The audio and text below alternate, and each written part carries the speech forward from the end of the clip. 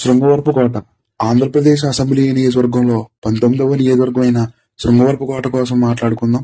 వీడియోలోకి వెళ్లే ముందు మన ఛానల్ ని సబ్స్క్రైబ్ చేసుకోండి. శృంగవరపుకోట నియోజకవర్గంలో మొత్తం 5 మండలాలు ఉన్నాయి. 1 శృంగవరపుకోట, 2 లక్కవరపుకోట, 3 కొత్తవలస, 4 వేపాడ, 5 జామి.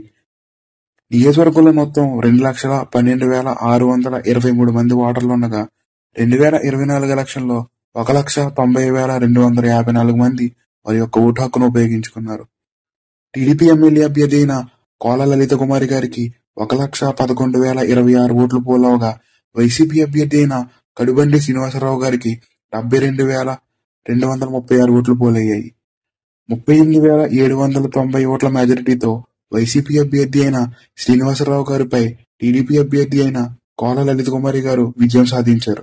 కోల లలిత కుమారి అనే నేను శాసనసభ సభ్యురాలుగా ఎన్నికైనందున శాసనము ద్వారా నిర్మితమైన భారత రాజ్యాంగం పట్ల నిజమైన విశ్వాసం, విధేయత చూపుతానని, భారతదేశ సార్వభౌమాధికారాన్ని, సమగ్రతను కాపాడుతానని, నేను స్వీకరించబోయే కర్తవ్యాన్ని శ్రద్ధాశక్తులతో నిర్వహిస్తానని దైవ సాక్షిగా ప్రమాణం చేస్తున్నాను.